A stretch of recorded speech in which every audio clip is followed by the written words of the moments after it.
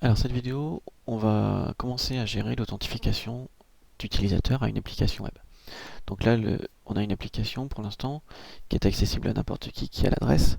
Il n'y a pas d'authentification, on ne sait pas qui travaille et donc n'importe qui peut faire n'importe quoi sur cette appli. Donc la première idée, c'est de se dire qu'on va proposer un formulaire d'authentification et que si la personne n'est pas ou ne s'est pas authentifiée au préalable, elle ne peut pas accéder à l'application. Alors pour faire ça, je me situe dans ma page index, donc qui se trouve dans le dossier 3W. Dans cette page, je vais obliger l'utilisateur soit à être authentifié, soit à être sur la page d'authentification. Donc, pour faire ça, je vais commencer par utiliser ce qu'on appelle des sessions. Alors, qu'est-ce que c'est qu'une session? Une session, c'est un ensemble de variables stockées dans un tableau associatif côté serveur. Donc, l'intérêt, c'est que comme c'est codé, c'est enregistré côté serveur, on n'a aucun risque de mauvaise utilisation par l'utilisateur. Donc je commence par lire ça et en fait je vais pouvoir récupérer des contenus de variables. Donc je viens le faire après le include.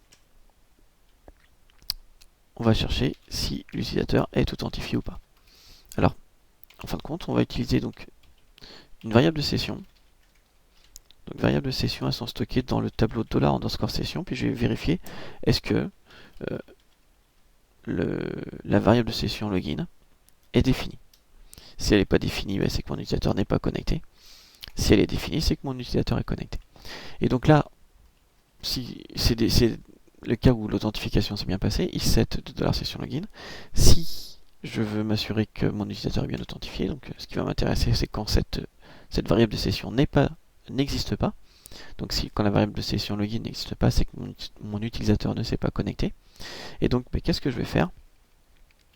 Je vais l'envoyer automatiquement vers une page que j'appelle login, qui va être ma page d'authentification. Qu'est-ce que ça donne?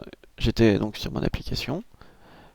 Voilà, j'ai d'emblée une page qui m'indique que je ne suis pas connecté, enfin qui me renvoie vers la page login. Et donc, mon système est bloqué. Donc, première étape, je bloque l'accès à l'ensemble de mes pages si mon utilisateur n'est pas authentifié en utilisant ma variable de session. Voilà. En deuxième vidéo, on va s'occuper d'authentifier l'utilisateur.